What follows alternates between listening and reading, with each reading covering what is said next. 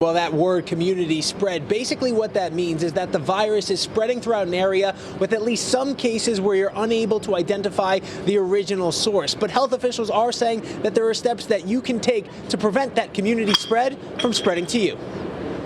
Attention, everyone.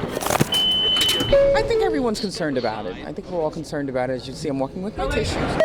Commuters throughout the tri-state area expressing concern over the spread of the coronavirus. The CDC says COVID-19 is most likely spread from person to person through close contact and droplets from coughs and sneezes, which is why City Council member Adonis Rodriguez took to the streets of Washington Heights to hand out flyers Wednesday morning. The message to everyone is, let's be precaution, but let's not be panic.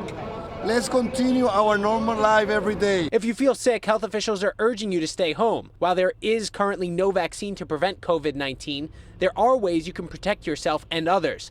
The CDC says to avoid close contact with people who are sick, avoid touching your eyes, nose, and mouth, wash your hands for at least 20 seconds, and clean and disinfect frequently touched surfaces. It's similar surfaces that we see during flu season, so it's door handles, it's cell phones, it's keyboards for computers or laptops. Dr. Alon Levy is the associate chairman of the emergency department at Lennox Health Greenwich Village. Despite the fact we've seen so many more deaths and cases of the flu, Levy says the simple reason we're hearing so much more about the COVID-19 strain of the coronavirus is because it's a strain doctors haven't had to deal with in humans before now. The flu is something that we see seasonally and we prepare for seasonally. For COVID-19, this is a new virus that humans really haven't been exposed to before, and so something that has the potential to become more widespread. I think that's why there's a lot more information about it.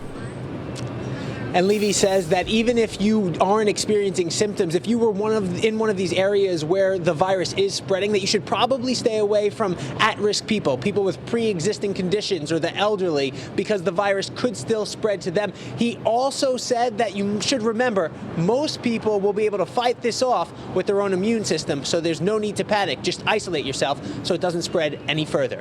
Reporting live tonight from Greenwich Village, Joe Mauceri, Pix 11 News. A lot of good information there. Thanks, Joe.